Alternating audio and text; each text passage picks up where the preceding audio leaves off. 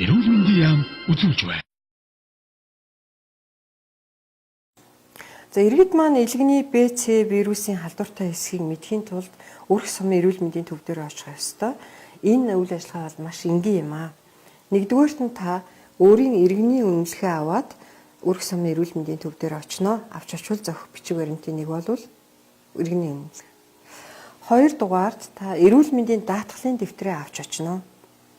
Эрүүл мэндийн даатгалд хамрагдсан иргэн маань эрүүл мэндийн даатгалын дэвтэр иргэний үнэлгээ аваад очихоор өрх сумын эрүүл мэндийн төв маань халдвар илрүүлэх шинжилгээ хийж өгнө. Халдвар илрүүлэх шинжилгээгээр хэрвээ та халдвартай гэх юм бол дараагийн эмч хаана очих вэ гэдгийг өрх сумын эрүүл мэндийн төвийн эмч танд зөвлөх болно.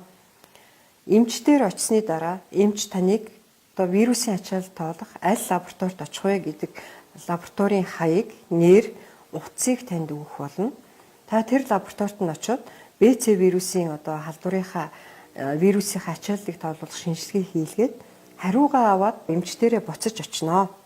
Эмч танд эмчилгээ бичиж өгөөд жор бичиж өгснөөр эмийн санд очиод эмээ авч ууснаар та вирусын халдварчин хүндрээд илгэний хатуурал, илгэний хорт хавдар болох энэ процессыг цагаа олж цаг үед нь тасан зогсоох боломжтой гэдгийг иргэд маань сайн мэдж явах хэрэгтэй. Эрүүл мэндийн яам үзүүлж байна.